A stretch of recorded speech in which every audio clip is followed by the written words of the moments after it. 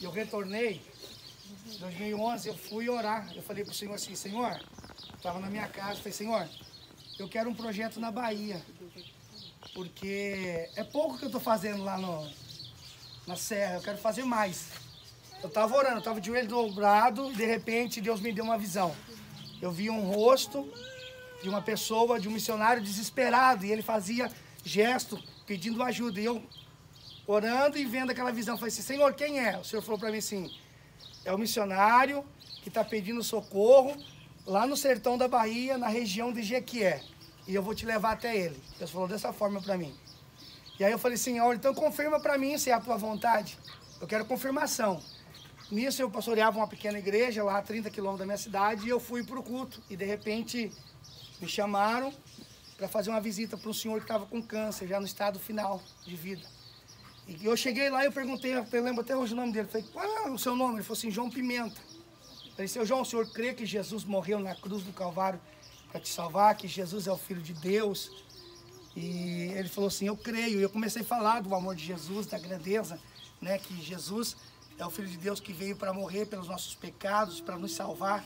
Então aquele que crê nele não está condenado, mas aquele que não crê nele já está condenado, a Bíblia fala, né?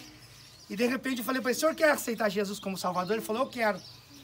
E quando eu comecei a orar, eu me lembro até hoje, gente, foi algo sobrenatural. Quando a gente começou a orar, ele deu 3 suspiros muito fortes. Ele fazia assim,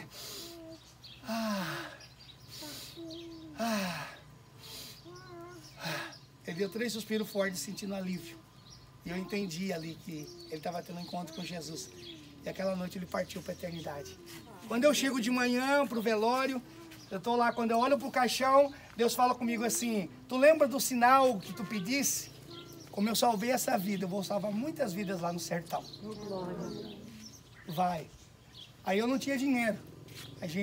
Peguei um serviço de pedreiro, uma casa para rebocar, peguei uns meninos, falei assim, a gente vai trabalhar aqui e vamos dividir a despesa do carro para a gente ir lá para o sertão. E Deus me deu uma visão e disse que tem um missionário na região do Jequié, ele está passando fome lá. A gente vai socorrer ele. E mais 4 meninos acreditaram na minha visão e a gente pegou trabalhar 15 dias direto, até tarde da noite, rebocamos a casa.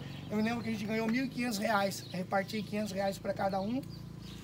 E aí falei assim, gente, a gente vai pagar agora a despesa do carro, dividir uma despesa.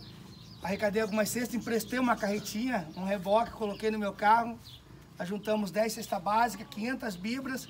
E aí eu saí lá de São Pedro, sem rumo. Só saí com aquilo que Deus falou para mim assim, região de Jequié. Eu fui para a região de Jequié. E aí quando eu estou passando Manuel Vitorino, ficava a 38 quilômetros de Jequié, tá? Na região. Quando eu estou passando dentro de Manuel Vitorino, o Espírito de Deus fala para mim assim, entra aqui, porque o missionário está aqui, dessa região. Daí eu entrei, fui até uma igreja procurar, eles não receberam eu muito bem. E eu falei, não, mas eu só quero saber o caminho, eu só sei que Deus falou comigo que tem um missionário. Eu falei, tem um aqui em Catingal, a 50 quilômetros de estrada de chão no meio do mato aí, tem um missionário lá. Eu falei assim, então só me mostra o caminho. Era 6 horas da tarde, ele falou, pega essa estrada aqui e segue. Aí eu peguei a estrada, meu carro acabou o freio, as pastilhas de freio, já logo na coisa que estava carregado, mais 4 meninos junto comigo, e a gente partiu. Quando foi 8 horas da noite, eu cheguei nesse povoado. Quando eu entro no povoado, tinha uma pracinha bem na entrada, chamada Catingal. Quando eu olho no povoado, e eu olho para uma pessoa, quem está lá? O moço que Deus tinha me mostrado em visão em São Paulo. Eu saí todo arrepiado, chorando, falei assim, gente, é o moço da minha visão que Deus mostrou lá em São Paulo, é um missionário que está ali. Eu dentro do carro, eu abri o carro e saí assim, falei, missionário? Ele falou, sim. Eu falei, eu vim trazer uma resposta de Deus para você. Daí ele levantou a mão para o céu e começou a chorar. E ele chorava desesperado, ele falou assim, pastor, era 4 horas da manhã, hoje eu estava de joelho dobrado, clamando a Deus, socorro. Faz 2 anos que eu estou aqui querendo ir embora e Deus falava para mim, não vai embora, porque eu vou enviar o socorro para você. Ele falou, eu fui para a cidade hoje, eu tinha R$10, 75 centavos na minha conta. Eu comprei um arroz, feijão, um açúcar, um café e levantei para o céu, que vai ser de mim e da minha família. Aí eu falei para ele, eu trouxe 10 cestas básicas para você aqui. Ele ficou 2 dias sem conseguir falar, impactado com aquilo. O pastor dele chegou chorando em mim e falou assim, o que está acontecendo? Eu mandei umas 40 cartas espalhada para todos os estados aqui pedindo socorro e ninguém respondeu. Aí eu falei, mas eu recebi um e-mail lá do céu. Deus falou comigo. E hoje, para vocês terem ideia, aí Deus falou para mim dar uma moto para ele. Com 30 dias eu retornei lá. A gente conseguiu comprar uma moto. E dentro da igreja eu coloquei ele assim, falei assim, qual é o seu sonho, missionário? Ele falou assim, meu sonho é ganhar uma moto, pastor, para mim fazer a obra de Deus.